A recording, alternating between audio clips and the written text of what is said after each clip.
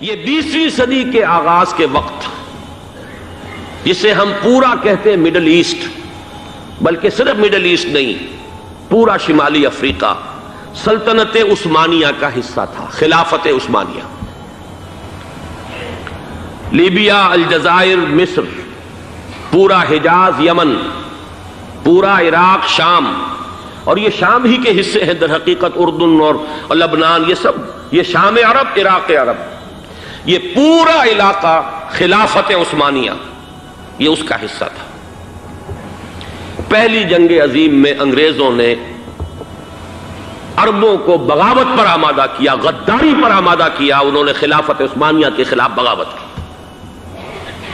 بیج بوئے ان کے دلوں کے اندر نفرت کے، ابھارا انہیں، تم ترکوں کے غلام کیوں ہو، تمہیں خود حاکم ہونا چاہیے، تم کھڑے ہو جاؤ، ہم مدد کریں گے، تم بغاوت کرو، تم ان ترکوں کے خلاف ہماری مدد کرو، ہم تمہیں آزاد کر دیں گے، تم اپنے پاؤں پر خود کھڑے ہو جانا۔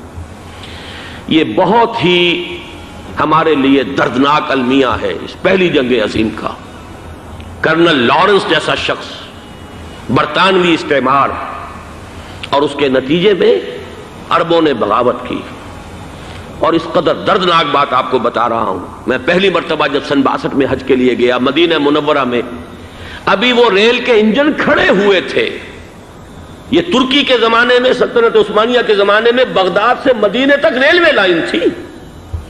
یہ پورا ایک عالم سلطنت عثمانیہ، صرف سلطنت نہیں، خلافت عثمانیہ، پوری ٹرینیں جو ہے ترکوں کی اڑائی گئی، ہزاروں ترکوں کو شہید کیا گیا، یہاں تک کہ صحن حرم میں شہید کیے گئے سینکڑوں ترک۔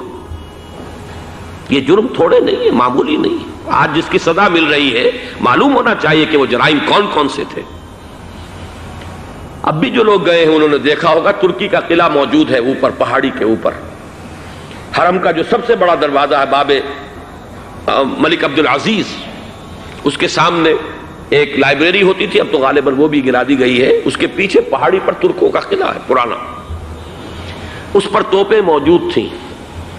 جب بغاوت ہوئی ہے، جو حرم میں آئے ہوئے تھے ترک فوجی، ظاہر بات ہے نہتے، وہ تو نماز پڑھنے آئے ہوئے تھے، ان کو وہاں ذبح کیا گیا ہے۔ اور ترکوں نے اپنی توپیں استعمال نہیں کی کہ کہیں بیت اللہ کو کوئی گدن نہ پہنچ جائے۔ بہرحال یہ غداری ہوئی ہے پہلی جنگ عظیم کے دوران، اور نہ صرف ترکوں کے، عربوں نے کی ہے۔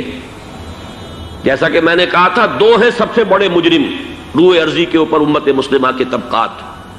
ہمارا پنجابی سپاہی بھی جا کر انگریزوں کی مدد کر کے ایلن بی کو قبضہ جو لے کر دیا بغداد کا، اس میں ہمارے مسلمان پنجابی سپاہی بھی شامل تھے۔ یہ خون چکاں باب ہے ہماری تاریخ کا اس صدی کا۔ لیکن اس کے بعد سلطنت عثمانیہ کے ٹکڑے ہو گئے، چیتھڑے ہو گئے۔ ایک انگریز نے لکھا ہے یہ جملہ، زہر میں بجھا ہوا جملہ، کہ تاریخ میں یہ بات ثبت ہو جائے گی کہ ایک انگریز نے اس سلطنت کے ٹکڑے کر دیے کہ جو عمر فاروق نے قائم کی تھی رضی اللہ تعالیٰ عنہ۔ یہ پورا عالم، یہ تمام علاقہ کس نے فتح کیا تھا؟ یہ بات ہاتھ بدل گئے تھے، پھر ترک آ گئے، خلافت عثمانیوں کے پاس چلی گئی، لیکن یہ سلطنت تو حضرت عمر رضی اللہ تعالیٰ عنہ کے زمانے سے چلی آ رہی تھی۔ اس کو ایک انگریز کرنل نے، اور اس نے بغاوت پہ آمادہ کر کے عربوں کو اور ترکوں کے پیٹھ میں چھرا ڈھپوا کر ان کے ذریعے سے اور ٹکڑے کر دیے۔ لیکن جب جنگ ختم ہوئی، اب انہوں نے کہا کہ اب ہمیں آزادی دیجیے، تو اب انہیں معلوم ہوا کہ غداروں کو دنیا میں کیا ملتا ہے۔ ٹکڑے کر دیے گئے۔ یہ حصہ عراق یہ انگریز کے پاس رہے گا، شام کا یہ علاقہ یہ فرانسیسیوں کے پاس رہے گا، مصر پر انگریزوں کا تسلط رہے گا، لیبیا اطالویوں کے پاس رہے گا۔ لے دے کر یہ جو علاقہ تھا حجاز، چونکہ وہاں کچھ تھا ہی نہیں، بوادن غیر ذی زرع، یہ عربوں کے پاس چھوڑ دیا گیا۔ اس وقت جو بادشاہ ہیں، شاہ حسین اردن کے، ان کے دادا سب سے بڑے غدار وہی تھے، لہذا ان کو اس علاقے کی بادشاہت دے دی گئی۔ اس کے بعد نجد سے ایک تحریک اٹھی ہے، وہ سعودی جو خاندان ہے وہ نجد سے اٹھا ہے۔ نجد میں اس وقت کچھ بھی نہیں تھا، وہ تو صرف ریت کے تودے تھے اور کچھ بھی نہیں، لہذا ادھر کسی استعماری قوت کو دیکھنے کی ضرورت ہی نہیں تھی۔ وہ تو بعد میں تیل برآمد ہوا اور اس کی حیثیت ہو گئی، اور یہ امارات کا علاقہ جو ہے اس کی دنیا میں اب گویا کہ یوں سمجھیے کہ جو سب سے زیادہ اہم علاقے ہو سکتے ہیں روئے ارضی کے نقشے پر، ان میں سے ایک وہ ہو گیا، لیکن یہ اس وقت کی بات میں کر رہا ہوں، کوئی حیثیت نہیں تھی، لہذا اس کو چھوڑ دیا گیا۔ یہ ہے تاریخی پس منظر، یہ لکیریں جو کھینچی گئی ہیں، یہ ایک ملت اسلامیہ کو جو قومیتوں میں تقسیم کیا گیا، پھر نعرے لگوائے گئے المصر للمصریین الشام للشامیین۔ اب شامی ایک علیحدہ قوم ہو چکے ہیں، مصری ایک علیحدہ قوم ہو چکے ہیں، عراقی ایک علیحدہ قوم ہو چکے ہیں۔ یہ ساری تقسیمیں استعمار کی پیدا کرنا ہے، اس کا کوئی تعلق اسلام کے ساتھ نہیں۔ اب ضرورت تو اس بات کی تھی کہ استعمار کے پنجے جب یہاں سے کچھ ہٹے، دوسری جنگ عظیم کے بعد ایک دور آیا، امریکہ ابھرا ہے دنیا کی عالمی سطح پر سیاست میں، اس کے ہاں کچھ آزادی کے تصورات تھے، اس نے بھی سپورٹ کیا۔ برطانیہ کمزور ہو چکا تھا، وہ اتنے بڑے علاقے کو اب ہولڈ نہیں کر سکتا تھا۔ ہندوستان بھی آزاد ہوا، پھر یہ کہ اور دوسرے علاقوں سے بھی اس کو پسپائی اختیار کرنی پڑی۔ استعمار کے پنجے جس طرح بھی ہوئے، ان کے سینوں سے، عربوں کے سینوں سے جو ہے گویا کہ وہ ہٹے، لیکن امریکہ نے ایک اپنی بہت بڑی حکمت عملی جو اختیار کی، عالم عرب کے سینے میں اسرائیل کا خنجر پیوست کر دیا، تاکہ یہ کبھی آزاد نہ ہو جائیں، ہمارے انگوٹھے تلے رہے، ہماری پالیسی گورن کرے۔ یہ استعمار کا دوسری جنگ عظیم کے بعد، جہاں برطانوی استعمار، فرانسیسی استعمار رفتہ رفتہ یہ ہٹنے شروع ہوئے۔ صدر ناصر نے انگریزوں کو اٹھا کر پھینکا میڈیٹرینین میں اور دوسرے جگہوں سے، الجزائر نے آزادی حاصل کی فرانس سے، اطالویوں سے جو ہے لیبیا والوں نے آزادی حاصل کی، یہ ہو گیا، لیکن ایک خنجر پیوست کر دیا گیا اسرائیل کا سینہ عرب میں۔ اس صورتحال میں ظاہر بات ہے کہ ایک تو بڑی آئیڈیل پوزیشن تھی کہ پورا عالم اسلام متحد ہو، لیکن وہ تو بہت دور کا خواب معلوم ہوتا ہے۔ علامہ اقبال سے بڑا کوئی نقیب نہیں ہے ملت اسلامی کی وحدت کا۔ ایک ہو مسلم حرم کی پاسبانی کے لیے، نیل کے ساحل سے لے کر تا بخاک کاشغر، لیکن انہیں بھی اپنے لیکچرز میں کہنا پڑا کہ اس وقت جو صورتحال ہے، پورے عالم اسلام کی ایک وحدت بن جانا تو تقریباً ناممکن نظر آ رہا ہے۔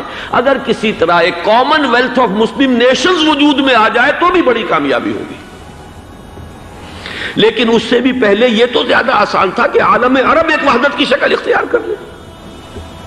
یہ تو ایک قوم ہے، اکثر و بیشتر ایک نسل یا زیادہ دو نسلیں کہہ دیجئے، شمالی افریقہ میں بربر نسل بھی ہے، باقی تو سب عرب ہیں۔ یہ پورا عالم ایک نسل، ایک زبان، پورے اتنے رقبے کے اوپر بولے جانے والی ایک زبان، یہ تو ایک ہو جائے۔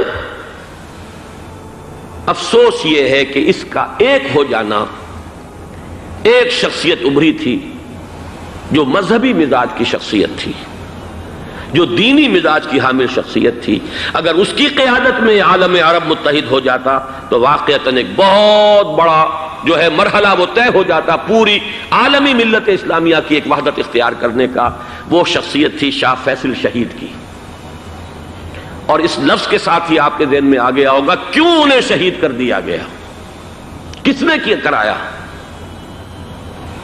کہاں سے تعلیم حاصل کر کے آیا تھا وہ جس نے شہید کیا شاہ فیصل شہید کو، اس کی گردن پر کون سوار تھی، وہ یہودی لڑکی کے جس کے فوٹو بھی شائع ہوئے، ایک گردن پر اٹھائے کھڑا ہوا شہزادہ اپنی ایک یہودی دوست کو، لڑکی کو، اور وہی ہے کہ جس نے جا کر پستول سے شہید کیا ہے۔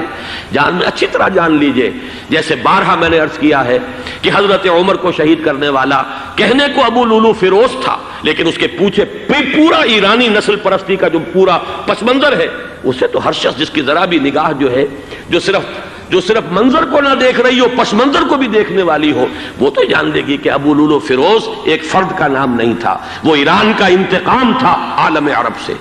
بالکل اسی طریقے سے یہ امریکی استعمار کا ہتھ کنڈا تھا، اسے محسوس ہوا۔ شاہ فیصل مذہبی مزاج کا شخص یہ ابھر رہا ہے، اور یہ شاہ فیصل کی حکمت عملی کا ذرا آپ اندازہ کیجئے۔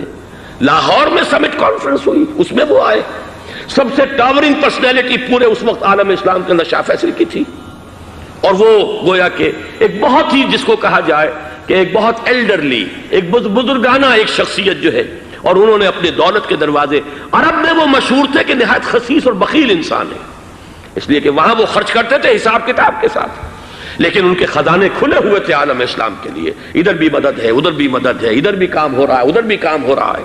پھر انہوں نے تیل کا ہتھیار استعمال کر کے ایک دفعہ امریکہ کو دن میں تارے دکھا دیے تھے، لہذا ان کا ہٹایا جانا سین سے یہ امریکی استعمار کے لیے لازم تھا۔